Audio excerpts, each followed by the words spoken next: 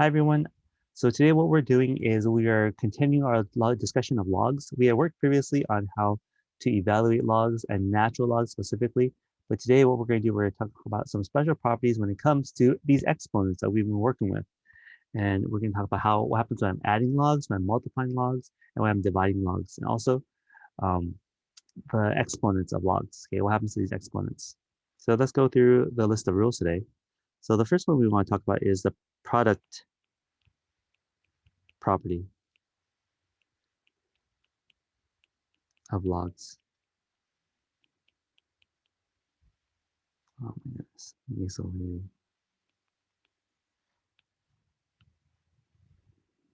the product property of logarithms. Now, what does the word product mean? Product means multiplying. Okay, so this rule doesn't pertain to logs multiplying each other. It actually pertains to something a little different. Let me show you the example first, and you guys can catch on pretty quickly. If I say log of 3 plus log of 2, if this was basic algebra and I said 3x plus 2x, you would end up with 5x, right? Because you could combine them in essence. But the problem is log is not a variable. Log is an operation. It is a function, actually. So it's like a function of. Now, we cannot do this. This is bad when it comes to logs. You can't do that. So we have a special rule for logs, and it's log of 6. Okay? The log of 2 plus log of 3 is equal to log of 6. Let me give you another one, and maybe you can tell me what happened. Log of 10 plus log of 4 is log of 40. So using these examples, can you guys come up with what is going on with these logs? If I'm adding logs, what's really happening?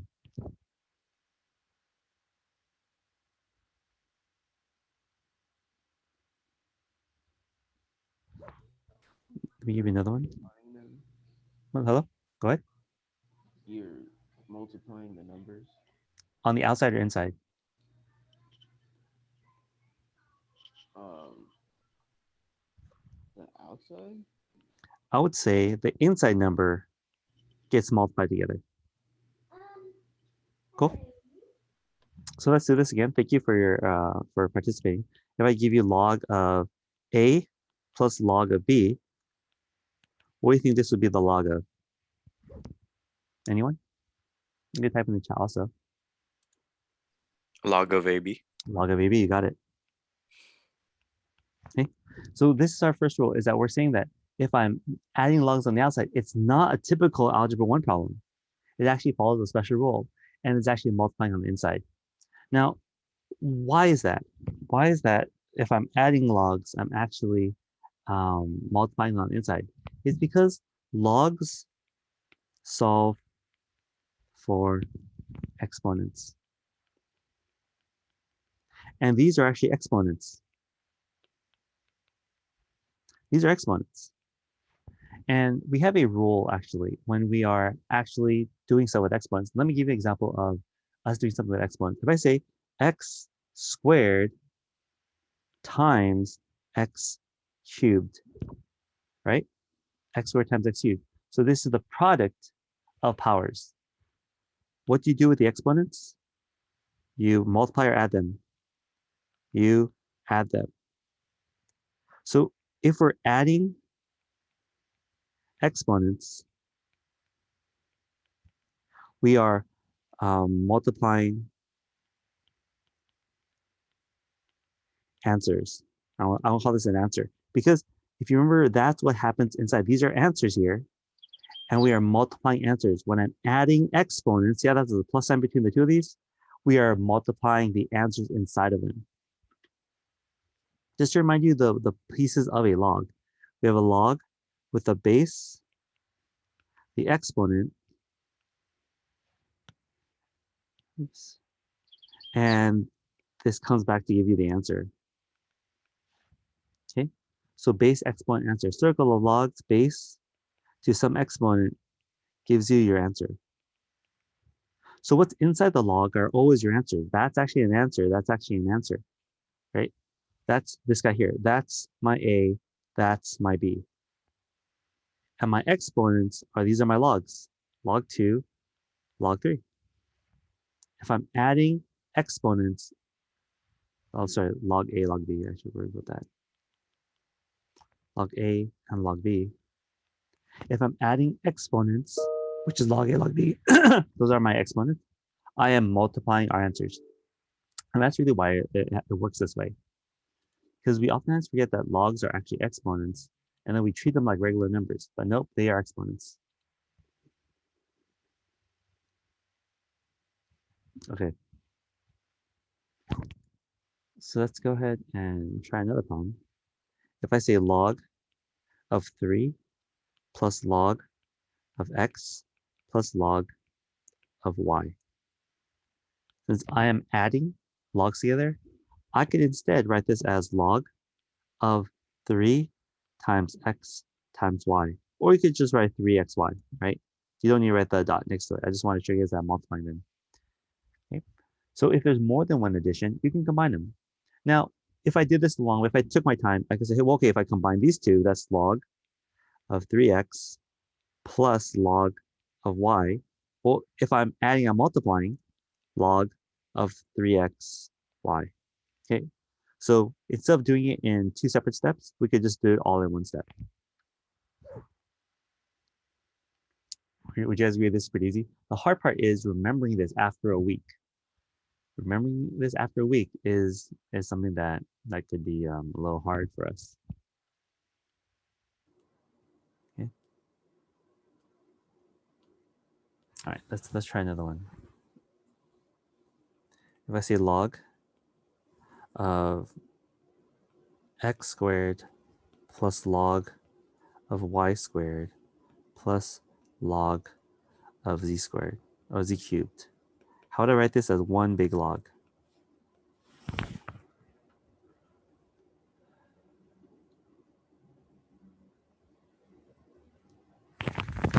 Log of x squared times y squared times z squared. Oh, z cubed, sorry. That's it.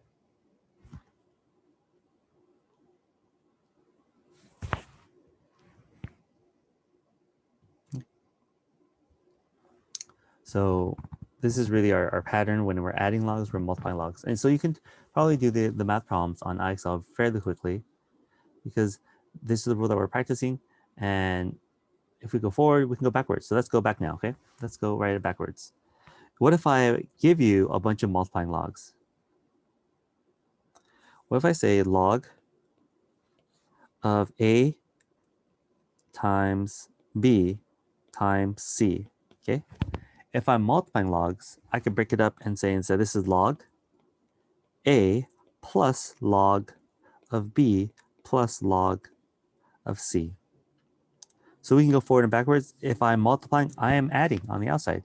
If I'm multiplying on the inside, I'm adding on the outside. Maybe I should write that note. Multiplying on the outside means adding. Oh, sorry, darn it, wrong word. Inside, not outside. Inside means adding on the outside.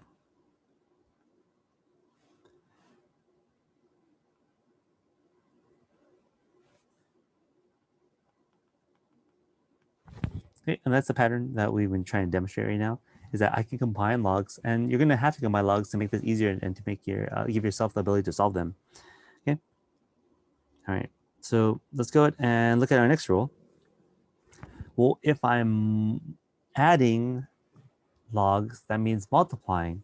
Well, then if I am subtracting logs, this means I'm actually dividing logs. Log of A because it's positive and B because the log is negative goes on the bottom. So if I'm subtracting logs from each other, whatever you're subtracting, that goes on the denominator. Let me give you something similar to that. If I give you log of A minus log of B minus log of C, this says log of A over BC.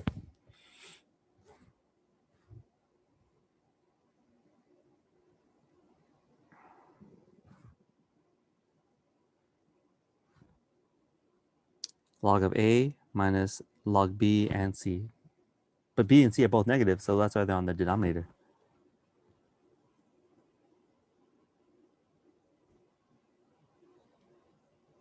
Okay. What if I have a mix? What if I say log of A minus log of B plus log of C? Well, we only see one that's negative, right? So the ones that are positive, A and C are both positive, and B is negative. That goes on the bottom.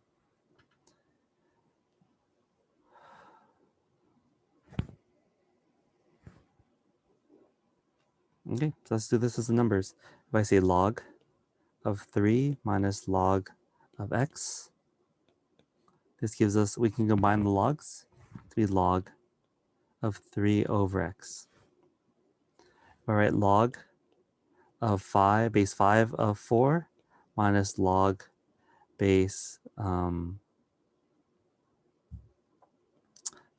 of 7. This can be written as log base 5 of 4 over 7.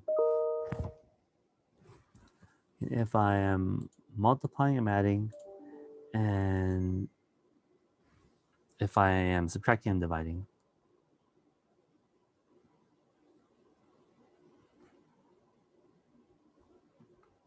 That's it. That's a rule. No, you do not have to write the negative signs once you combine them. Because here's the reason. If you remember, logs are exponents. So this is a positive exponent. This is a negative exponent. And we dealt with negative exponents before. So let's go ahead and look at a reminder. If I say, so from the past, x to the negative 1 power, right? Don't we have a negative exponent here? A negative exponent here? That goes to the bottom. If we write x to negative 5, well, fine. Only the 5s are at the bottom. If I say x squared times y to negative 3, x squared is on top, but y cubed is on bottom.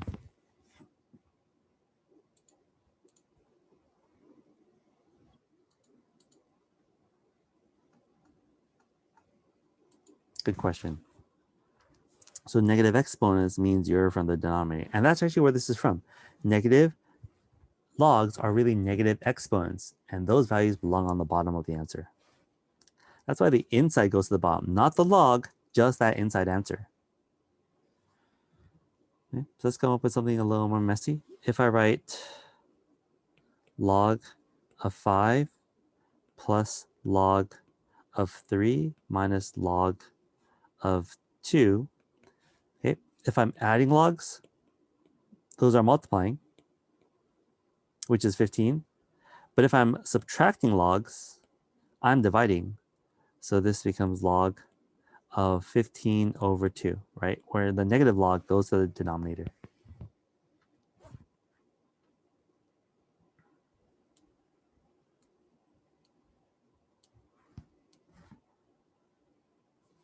Okay, let's do another one. If I say, let's go the other way, okay? If I give you log of, let's say, 4 over 5. We can break this up as multiple logs, a couple of different ways. We can say this is log of 4 minus log of 5. Can't we say that? Well, isn't 4 really 2 and 2? So we could actually say log of 2 plus log of 2 minus log of 5. But then, isn't log of 2 and log of 2 exactly the same thing? So we could instead write this, log 2 log of 2. 2 log of 2. So let me show you what I did here. I said 4 is really 2 times 2. And if I'm multiplying logs, I'm actually adding logs. Hey, aren't these exactly the same? Oh, so we can use algebra and say, hey, I'm adding 2 logs. So it's 2 on the outside, not inside, because these are the same type. And this will actually tell us a new way. We have a new rule coming up right now. Let me show you what that new rule is. It's the power property. So this leads us to our third example here, which is our power property. And I'm going to actually take our log here, log of 4, as our example.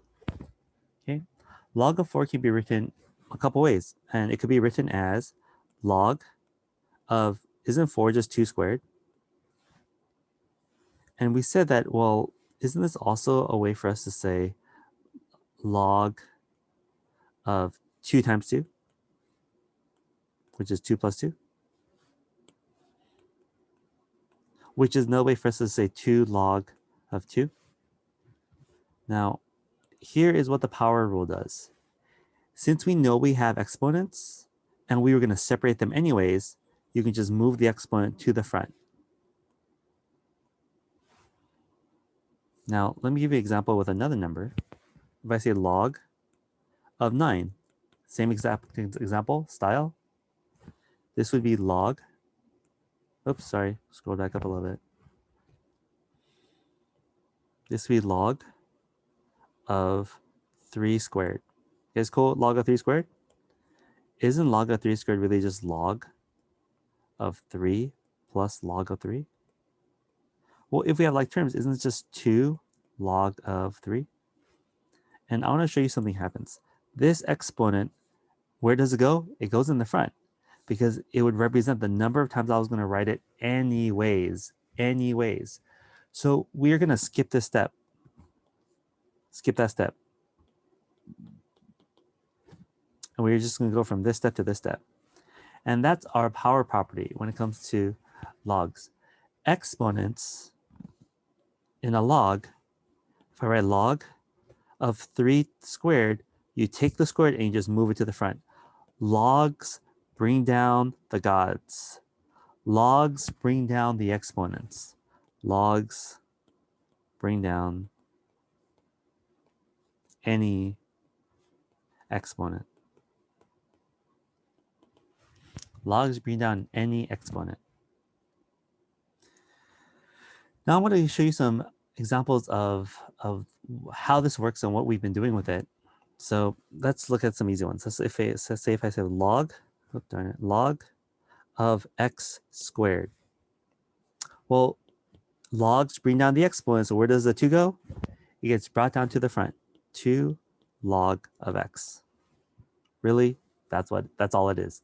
Logs and bring down exponents. Well, great. If logs bring down exponents, what else can we do with it?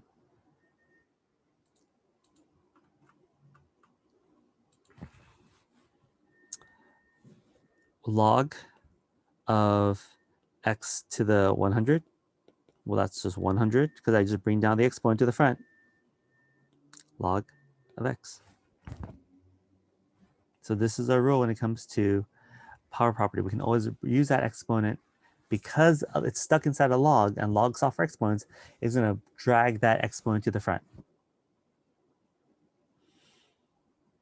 Now, is this helpful to us? Why is this important to us? Because we're going to actually cheat the system. And we're going to say this. What if I write 2 to the x power is equal to 8? Now, you guys have already learned, right? You guys already have learned that I could write this as, circle of logs, log base 2 of 8 equals to x. Do you guys remember doing this? And then didn't we say you can type this on a calculator, a log base 8 over log base 2? This was our calculator log.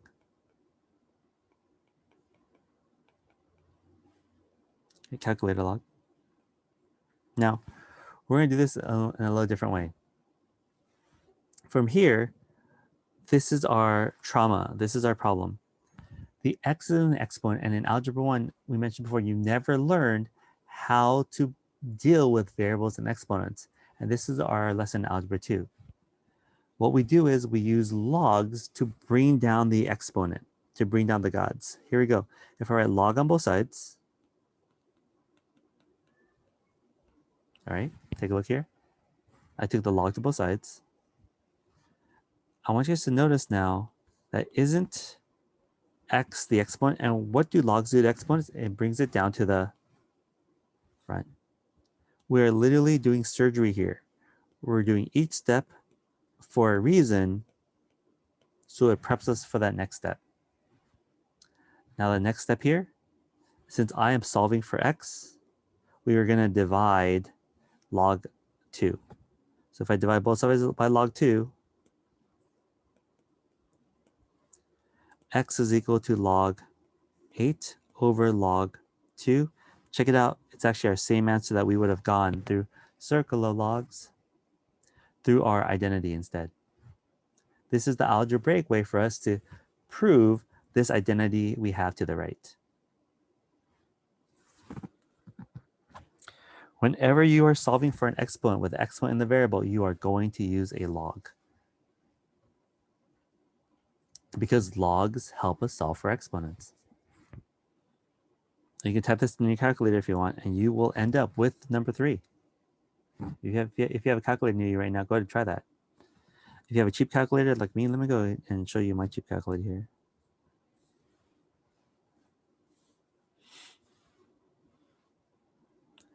I'm going to type, oh, hey, look, adds. I'm going to type 8 log, and I'm going to use a common log here, divided by 2 log, and you hit equals afterwards, and you should end up with 3. It did all the work for us. And 2 cubed is equal to 8. 2 times 2 times 2. Okay, great. That was easy because we know this answer for 2. But what if I gave you something a little harder? What if I asked you 10 to what exponent is 5? And you might say 1/2 because you're thinking half of 10 is 5. But this isn't true because this is 10 to the exponent. What exponent of 10 will give you 5? And it's not a half. So let's say we have a problem like this. Well, if I'm solving for exponents, I'm going to do log to both sides. Log 10x equals to log of 5. Take a look what I did here. I just took the log to both sides. What do logs do to exponents? Because the reason why I'm doing a log, because I'm trying to bring down that variable. I can't deal with stuff up that's too high. I can't reach it. Really, it's like physically I can't reach things that are too high. So I have to use the device to bring that object down. And that's what logs do. I grab a stick and it brings it down.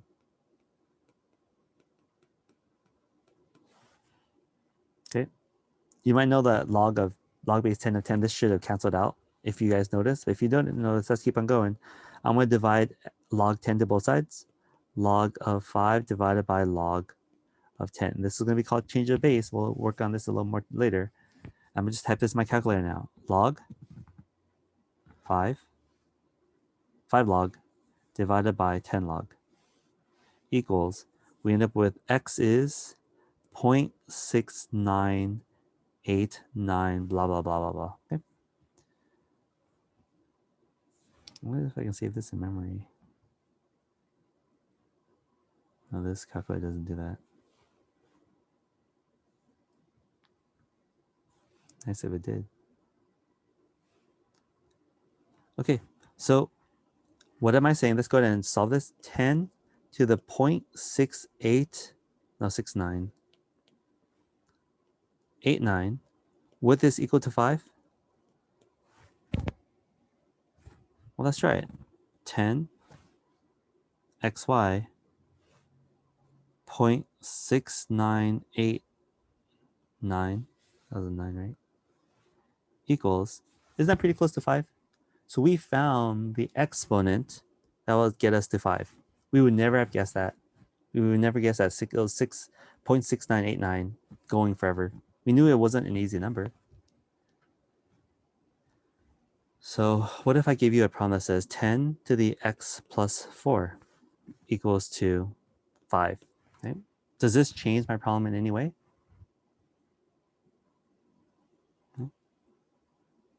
Well, we would still say, hey, how do I solve for the freaking x in the variable? Sorry, x in the exponent, right? X is up there. How am I supposed to reach it? Well, grab a stick, call it a log, and log both sides. Oops, log both sides. And what do logs do to exponents? I move this to the front. We're left with log of 10 equals to log of 5. Okay. If I'm going to solve for x, I want to get rid of everything. So let's get rid of the log of 10. X plus 4 is equal to log 5 over log 10 because we're going to divide on both sides. And the last step is get rid of the 4. X is equal to log of 5 over log of 4 minus 4. And this is the step that we would use to solve for exponents. So log is an effective tool for us to solve for exponents. Okay, give me a sec.